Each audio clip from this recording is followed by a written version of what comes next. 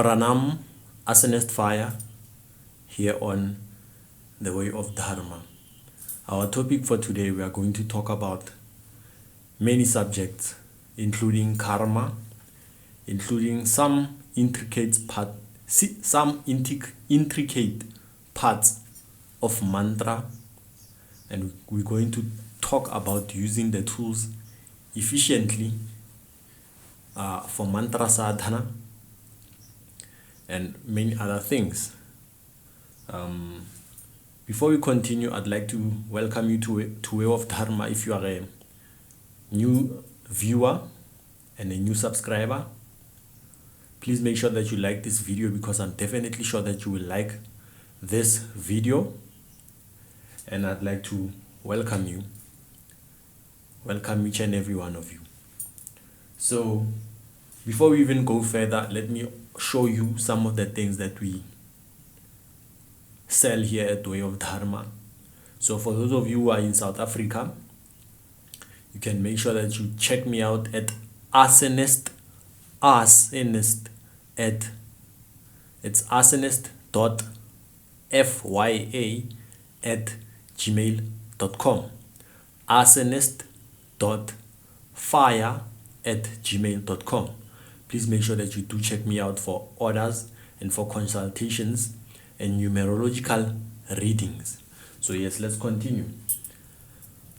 Among the things that I sell are Tiger's Eye Jab Mala. As you can see, it's a Jab Mala, 108 Tiger's Eye beads. And I also sell bangles. This is copper, this is silver, and this is brass. Brass works in strengthening the sun planet in you. And then there's a chakra bead bracelets, chakra beads to balance your chakras and to attract a calm, peaceful state of mind.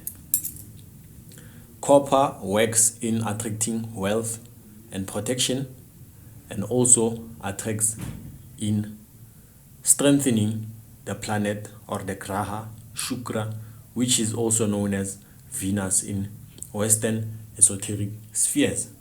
This is also silver, which works in strengthening the moon in your planet chart. So this is calming also, and it is also protective in its approach. So yes, guys, also we have sandalwood Jab Malas, chanting beads from sandalwood, which are for a certain purpose.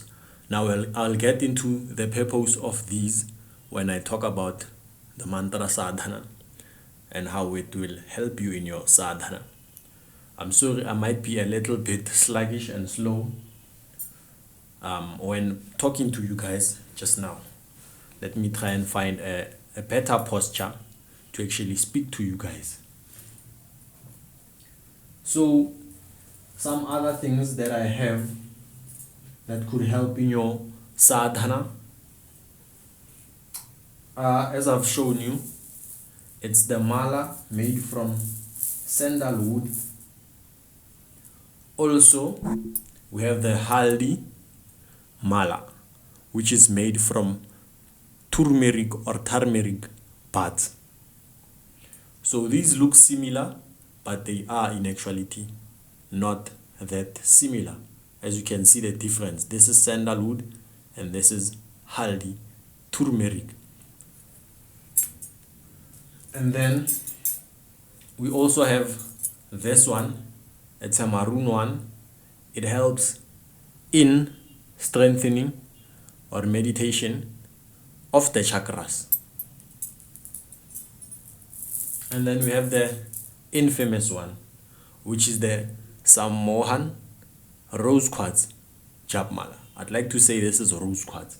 I hope those Indian guys didn't scam me. But it's very, very powerful. Even as I'm holding it now, just like this, I'm feeling dizzy. You understand? So it might be white pearl or it might be rose quartz. I'd like to think this is rose quartz. Pink pearl, excuse me, pink pearl. So yes guys, we also have my favorite, one of my favorites, Rudraksha Japmala. Okay, let us break the science of these Japmalas down and get into sadhana and explain the subject of this topic. So guys, like I said in my previous videos, different sadhanas are there for different purposes. So for this Japmala, this is a Rudraksha. It originates from India and it actually comes from a Rudraksha tree, which is in fact a seed of that tree. So different seeds are used to actually make a meditation bead out of it, a chanting bead out of it. So this one in particular is a Panchamukhi Rudraksha Mala, meaning 5-faced or 5-sided Rudraksha Mala. This one helps in overcoming obstacles, helps in receiving favor from the Lord Ganesha, helps in fulfillment of wishes and desires, and also helps with Shiva sadhana, doing works of Shiva. And then we have what? We have this, which is sandal incense, sandal Japmala. Sandal Japmala is used for pleasing and asking for favor from all deities. This one is a universal one. It helps in asking for favor and pleasing and asking for the grace of all devas and devatas and devi also. So very powerful in workings to please and ask for grace from the devas and devatas and devi also. This one is a haldi mala. As you can see, its color distinguishes it from the sandalwood. This is yellow.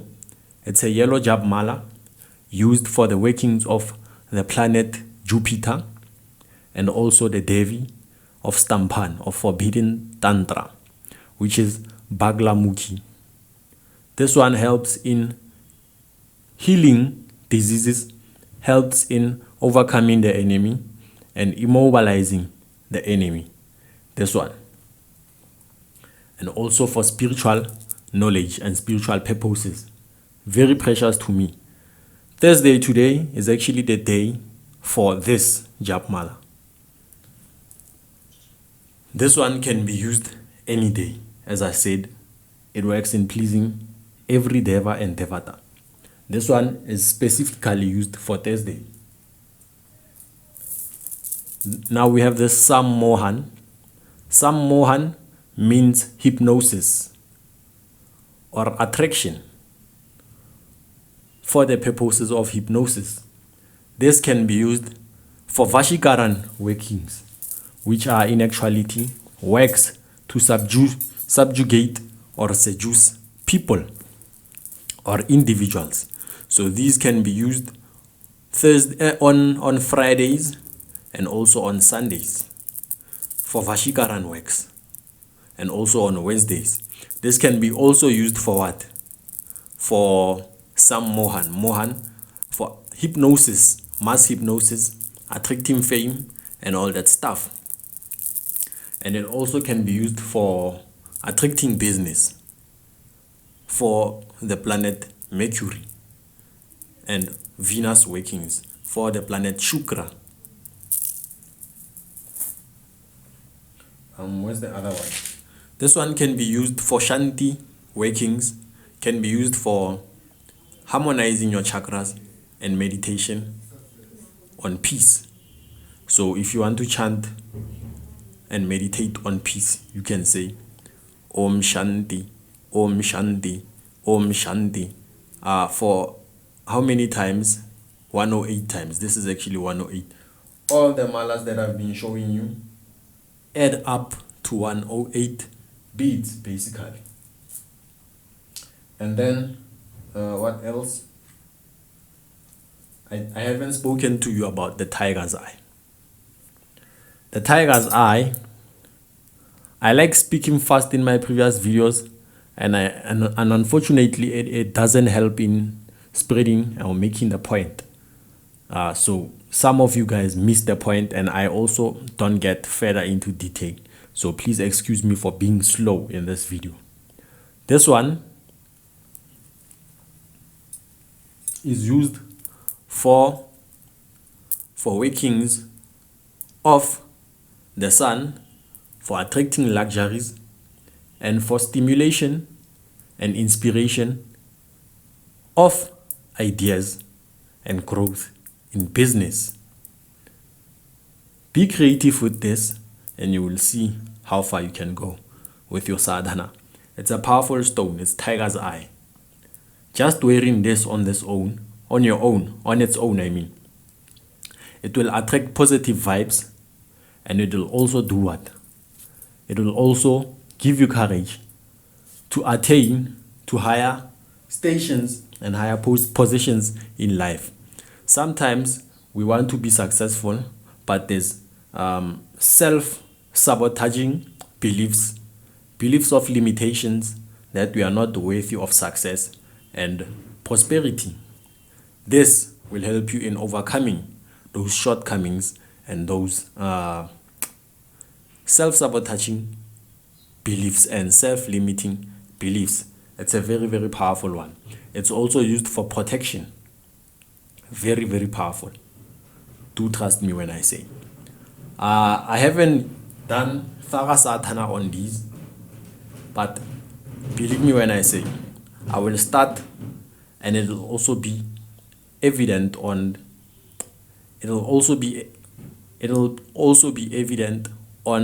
my YouTube channel, or on the Way of Dharma YouTube channel. When I start using these, it'll be evident. So yes guys, let's continue. Some of the tools we use in mantra japa are these. This is a ghee bhatha, used in fire sacrifices, in sacrificial fires, as offering to the deities. Very, very powerful. The Jupiter ritual 333 that I actually did with this. So I'm going to be a little bit more creative when using this, and we will see what we can achieve using this. Very, very powerful. What else did I want to show you guys? Also, I'm going to show you another tool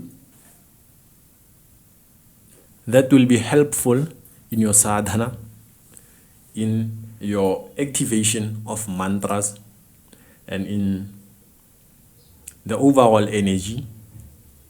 And there's some mantras that you can actually chant to energize water for different purposes. This is a powerful tool.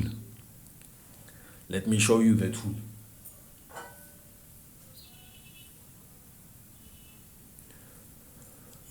The tool is a kalash, also known as a lota.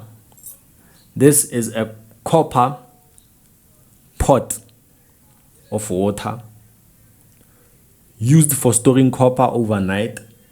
Drinking water from this heals you of many ailments and diseases.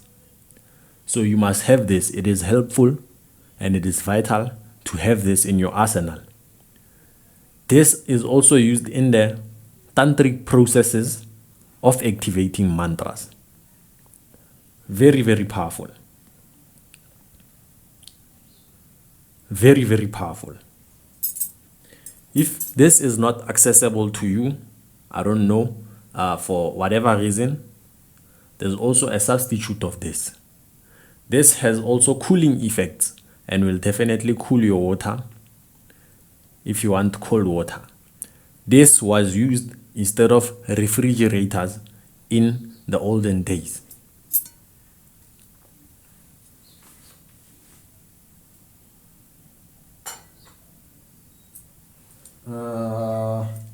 If you can't use that for whatever reason, you can always substitute and use this instead. This is a singing bowl. Sizes vary on this. If you want to purchase this from the Way of Dharma, you can do so at arsonist.fya at gmail.com. It's arsonist.fya@gmail.com. Before you can start using everything in your sadhana, all magic tools or ritual tools should be purified and should be activated and should be consecrated to embody the energy of the magician or the occult practitioner. Forces are against you when working, so some forces latch on to ritual tools, making it hard for the tools to work efficiently in your sadhana. And sometimes it's just energy from where you purchased the stuff that will work as hindrances in your sadhana. So tools must be purified. Seats of which the sadhaka or the practitioner sits onto for meditation, different seats or asanas for different purposes. The asana, which is yellow, can be used for Jupiter workings and for Bhagalamukhī workings and for attraction purposes and rituals, and also for Vashikaran. It should be in wool, yellow woolen asana. Other asanas like skin asanas, animal skin asanas, have different purposes. Before you use such tools, you always want to consecrate them, activating them by chanting certain mantras over them. I have opened the channel to the membership level. Obviously, if you become a member, I will introduce the course of activating mantras and giving birth to mantras so that you become a walking mantra. I'm not promising you any power, but definitely there'll be a difference in your life, a drastic change in your life when you undertake this course of activating mantras. I know I'm sounding like those gurus that are out there selling their courses, but I'm telling you, take my word for it. If you're consistent in your results, in your sadhana and in your chanting and in your rituals, I can promise you there will be results. Okay? However, for those of you who are not level-headed and who have a very, very bad mindset and who are already sick from psychosomatic illnesses and diseases, psychopaths, people who are not well in their minds, please be careful when using the knowledge from the Way of Dharma 108. I will not be held liable to you guys and to everyone else. The knowledge which is shared here is purely for informative purposes and for educational purposes. When you start to practice the remedies, the rituals from the Way of Dharma, whatever result that you have, I will not be held accountable. Please do know that you are doing that and you will take responsibility for your actions. Please do know that. So guys who are psychosomatic and psychologically imbalanced, please make sure that you tread with caution. This is not child's play. And please know that if you are brave, this is a place for you. If you are not, you can go and watch another channel for entertainment purposes, or you can also watch for entertainment purposes and support. Purely for that, I won't chase you away. I'm just warning you guys. This is a disclaimer.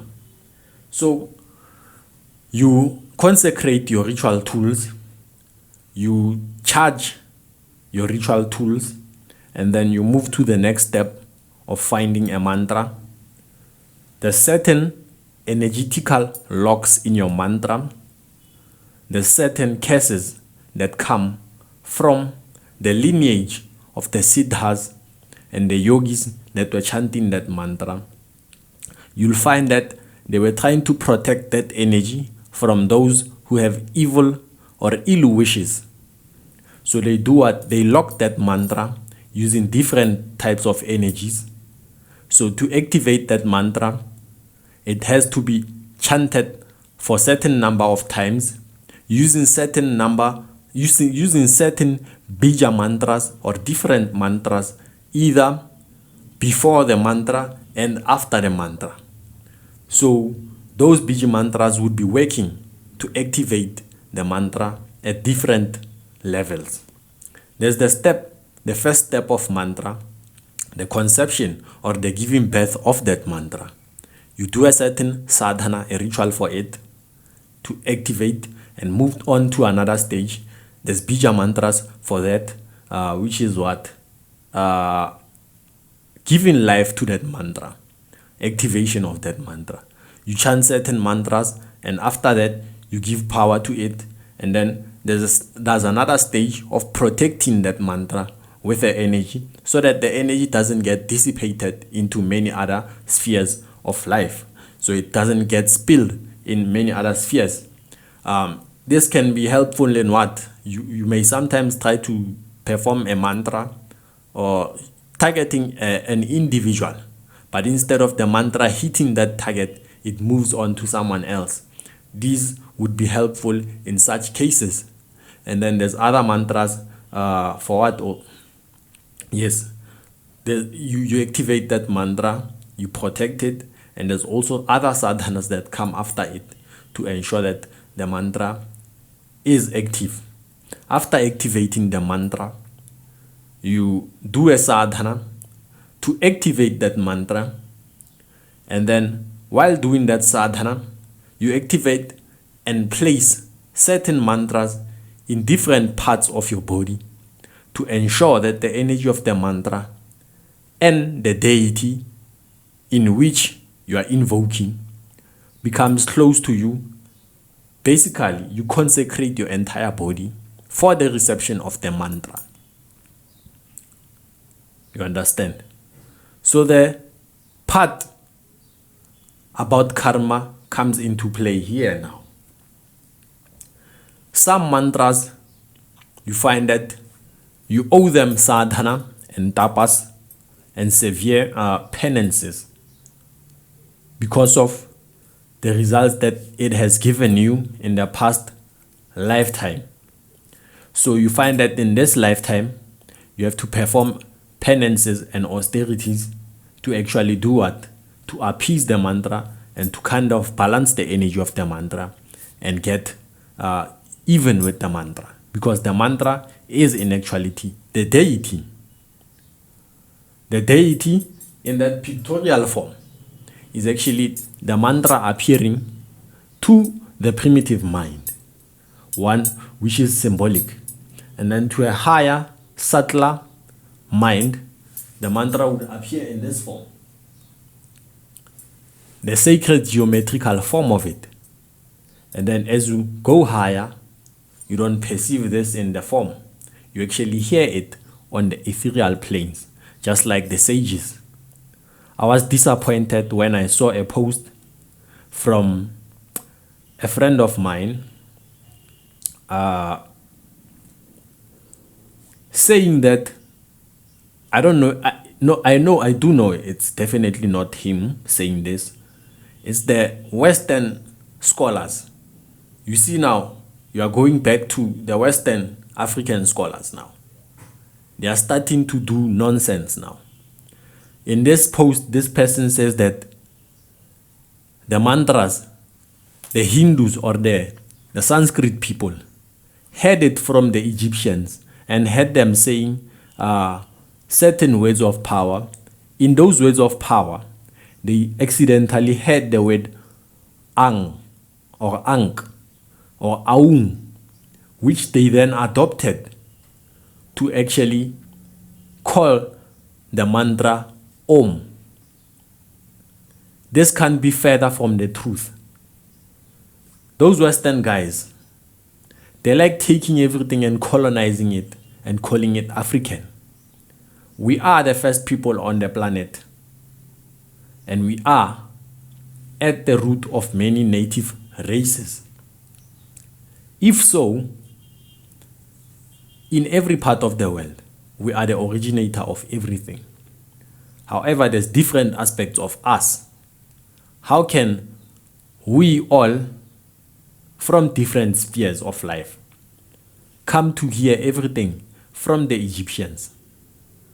You see how disrespectful this is. I mean, saying that they had it from the Egyptians. What about the other mantras like Krim and Hilim and Hirim? Where do they get those from? I mean, saying that they had it from the Egyptians. What is this person actually saying? Because these mantras come from ethereal planes. Each and every race of native beings has sacred words of power. Even us in South Africa, we do have sacred words of power and sounds of power. It's just that our knowledge is not publicized and it's held among the few. Even when we do rituals, there's certain rituals that we do and say certain utterances, even on a mundane ritual as making a pact with the servitor spirit of the snake. There's mantras that are uttered by even the most primitive guys in our nation. Would you say that they had that from Egypt? This can be further from the truth. And those are one of the things that upset me. The Americans, the African Americans, they take yoga and they put another term to it, saying it's necro yoga. Michael Ford and them other European Americans, they take certain teachings from Hinduism and they call it Arhimanic yoga. You see, such perversion is what's responsible for the behavior of these people, the mental behavior of these people who call themselves self-spiritualists. So where do they get the other mantras from? The mantras, as I've said, there's higher people who are susceptible to subtle vibrations. They get these mantras from the ethereal planes and they come to do what? To give us those mantras.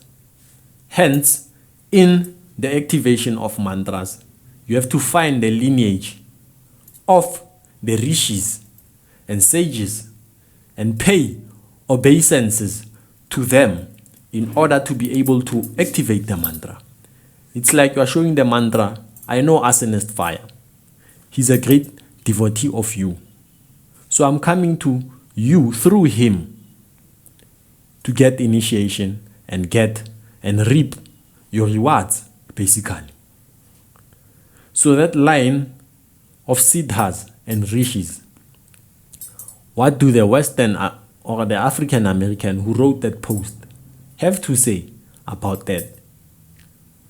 They get half knowledge and they publicize it as the all of knowledge and make it an absolute truth. It is more dangerous to have half knowledge than to have no knowledge at all. There's a story by a guru who told the students, or someone heard about the nutritious benefits of cow's milk but hadn't seen a cow. So went to a guru, the guru described to him how the cow would look like and how the milk would look like. And then this person went to the city, and then when he arrived, he saw a statue of a cow. The cow was white from the paint, of course. And then beside it, there's a paint, obviously, or a certain concoction of chemicals which had turned white. So this student assumed that this was the cow's milk and then went on to gulp that milk. And then the student fell sick and then went back to the guru and almost died. Asked the guru, how come the cow's milk, since you say that it's so nutritious, it almost killed me? The guru then said to him, if it is cow's milk, you have to be the one milking the cow to make sure that it's cow's milk. If you had done so, you wouldn't have encountered this problem. So these people, we hear their stories on hearsay, saying that the Hindus got their knowledge from Egyptians, but we never actually took the time to study and actually learn of this type of spirituality. So now we're taking the word of those African American guys, giving us wrong knowledge. You guys need to stop it. I'm not fighting you. I'm not picking a fight or trying to appear smarter than you. We are all one. We are all one family. But please, let's make sure that the information that we have is from a credible source or from an even better source, the source of direct experience. So yes, in the journey of activating the mantra, you would need a lineage of the practitioners that came before you to actually activate the mantra. The better thing about having a guru in this type of instance, the guru would take all of that karma of going through a long ritual of activating a mantra and doing all those penances and saving you from lifetimes of work while activating the mantra. So him initiating it to you is taking your karma and pushing you further so that you can get results faster from a mantra. Some mantras haven't been used for a long time and haven't been chanted for a long time. So they lose energy and potency. To awaken that mantra is what? Is hard work, basically. So you would have to find a guru in such cases who can initiate you in that mantra. And then let's talk about the karma aspect of the video. The karma is intertwined with reincarnation. I was speaking the other day with my mother, of course. There's someone who died very terribly so from a car accident. And then a week ago, children were discovered to be mutilated and killed. Also, so many things have been happening in this Mercury retrograde. Okay. Let me tell you a story. There was a child who was born, and instantly when the child was born, the child couldn't breathe, had difficulty breathing, and then almost died. A Brahmin, a spiritual practitioner, a tantric white sadhaka of the right hand path, was summoned to aid this person, this baby, this infant that was just born. This person prayed to Mata Kali and chanted the mantra of Mata Kali or Mother Kali, the goddess Kali. After doing so, Goddess Kali then possessed this baby and spoke through that baby, saying that she was responsible for making that baby sick, and that this baby had to die early in life to actually get even or balance out the karma from the baby's past life. And then the Brahmin pleaded with the deity Kali to actually do what? To spare the life of the infant. And then a deal was made. Of course, when you do such things, you take on part of that person's karma that you are saving. So if you do some works, ritual works for a person, you are taking on the person of that the karma of that person. Maybe suppose they were supposed to suffer from poverty, and then you do a ritual for them and they become rich. You take on their suffering.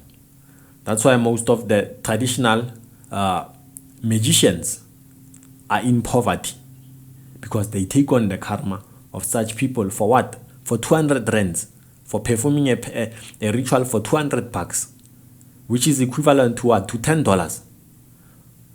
Come on, man. So yes, guys, the karma. There's people who experience hardship earlier in their lives. Some die very painful deaths earlier in their lives. This can be traced to the person's past life. In a universe where everything is organized, in a universe where the source is omnipotent and all-knowing, there's no room for mistakes and glitches.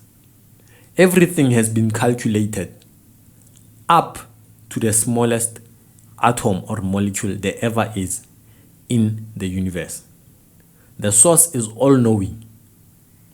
Everything happens within purpose, and everything can be found to be caused by something. The 7 laws of Tahuti, the Hermetic laws.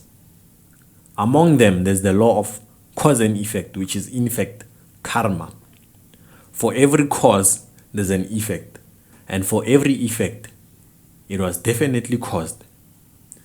Left-hand practitioners from the Western esoteric magical system like to say that they escape karma. There's nothing like karma. One of the 4 perpetuators of this thing is in actuality E.A. Coeting, saying there's no karma. Look at what happened to him. His YouTube channel was banned because he was responsible for influencing a youth in London or in England to actually do a sacrifice, a ritual sacrifice. So his channel was banned. Banned, I mean. Isn't that karma? Even before we go further to the cases of such happenings, how can you be an occult practitioner, or how can you even be alive outside the law of karma? There's a cause for your existence. It was the copulation or the act of copulation that led into creation of you between your parents, basically. That's one cause and effect scenario.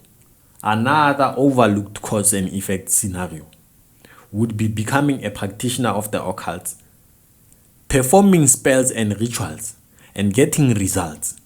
The cause of those results were the performances of those rituals. And then the cause would be your result. So if you say there's no karma, then your ritual shouldn't even work, because that's the law of cause and effect.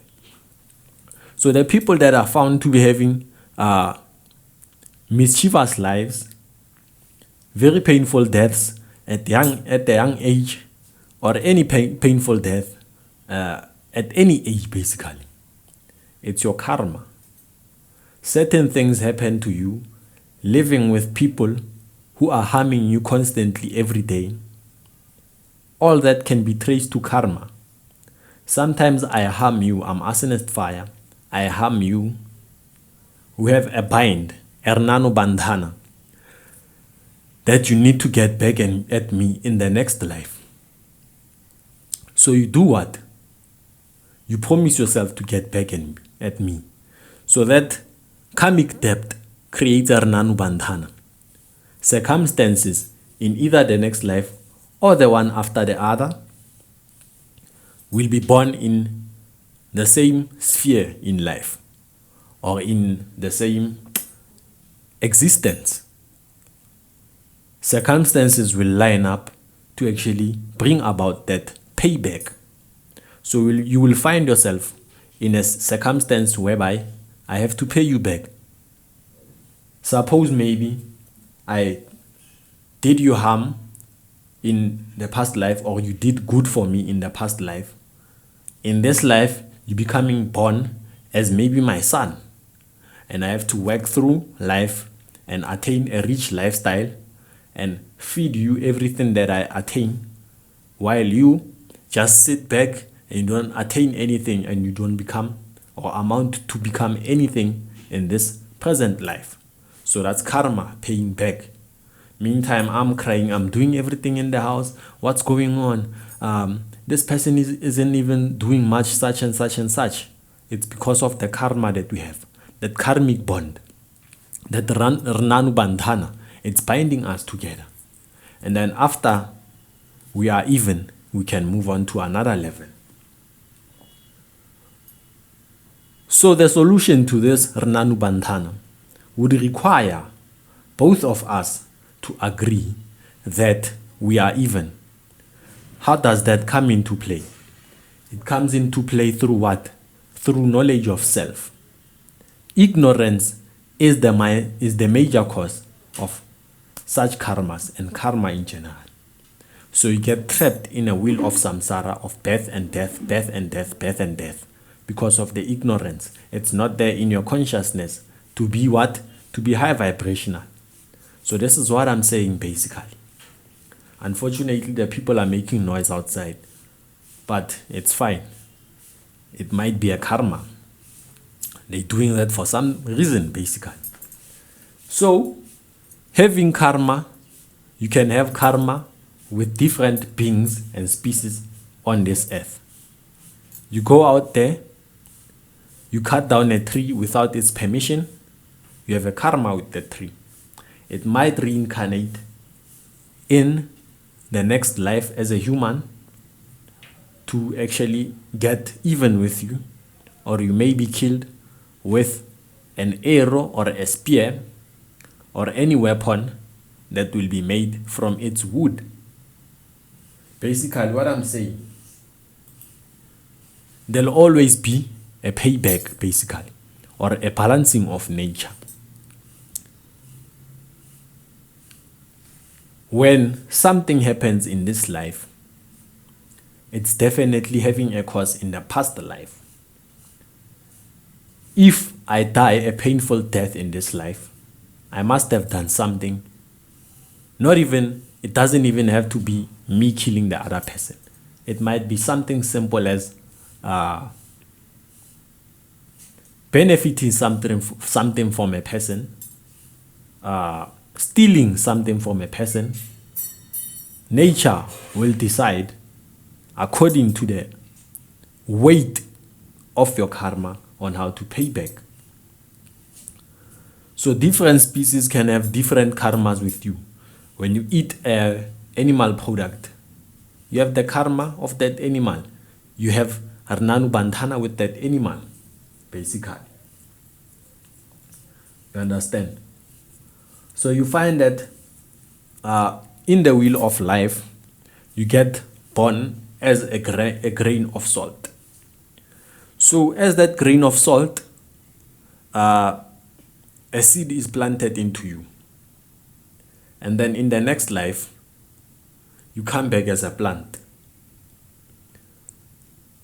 In the first place, you came in the form of what? Raindrops. I'm not saying this is actually the case with human evolution or human people, human beings, but some reincarnations come into play that way. Come in the form of rainfall, you fall onto the grain of soil. From that grain of soil, you become a seed. The seed becomes a plant. From that plant, the plant then gets eaten or consumed by an animal. After being consumed by an animal, arsonist fire then goes out to slaughter that animal and eats that animal. So that animal, the soul of that animal, goes into my semen. It becomes my genetic makeup. So it goes into my semen.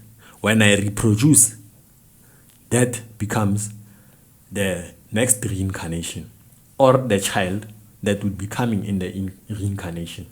Such cases happen in the evolution of different souls on this earth, and such cases happen in the reincarnation of such souls. Maybe your ancestor would come through in that way, basically. So they would have to go through a process, or in the case of ancestors, they don't have to go as far as being a grain of salt. They can just be, maybe they can die in your cousin's family and then come into your family, your immediate family, in that way. So basically, that's how the law of karma works on one side of the story. This is only the half side of it. You understand? I don't want to promise you that this is the absolute knowledge, because I don't want to give you half knowledge and give you confidence to apply half knowledge, and then you get adverse results. But definitely, things do definitely have a karma. Instead of asking yourself why there's so much conflict among individuals in this lifetime, you must be asking yourself, what karma or what type of karma am I having with this person? Why is this person doing this to me? I wonder what type of karma do I have with that person. I wonder what I did to this person in the past life. That's what you should be asking yourself, basically. And then immediately knowing that law of karma and putting it into practical cognizance, you automatically know that everything has a cause. For every effect, it was definitely caused, basically. So this is what I wanted to tell you about in this second section of the video on karma. Mantras, you have karma with mantras because mantras are living entities and they are deities. So doing those aforementioned sadhanas would ensure that your mantra goes out into the universe with intelligence and with skill, and making sure that the energy of the mantra doesn't dissipate along its way to the universe to seek results.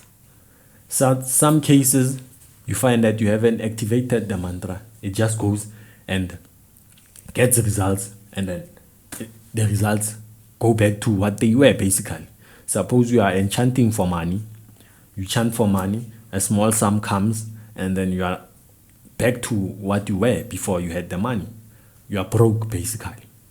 So in that case, it would be required of you to do a sadhana, become that mantra, so that the result that will come from it will be abundance and wealth, and then you get to live in that state of mind. So guys, the mantras are very powerful. They work on a very subtle level. When I check myself from when I began this journey up until now, the results, some of them didn't manifest immediately, but some of the mantras, I can see that they have manifested in my life over a period of time, because over time I find that myself, I am a different person as opposed to what I were when I was starting out. So sometimes it takes that kind of energy to change your life. Sometimes the change won't happen in this lifetime because of the karma that you have with the mantra. There's a certain way, numerological way, to calculate whether a mantra you owe it karma or it owes you karma in this lifetime. You use combinations of your name and the combinations of the mantra, the numerological value of the mantra, to actually check this. With that being said, I'd like to conclude this video. I wish each and every one of you guys peace, and I express my gratitude to you guys for actually coming over here and listening to me and engaging in the videos. This shows that you guys definitely have a past life with me and you are taking me to another level of my life. I am very, very appreciative and grateful for that. I recognize your works. Even those who talk negatively, I have a karma with you, and I accept that I have a karma with you. Ernanu Bandhana. Thank you. Whatever that you are doing, engaging, it's helping me move forward. It's helping me learn more about myself and my past life. Om Shanti Shanti Shanti.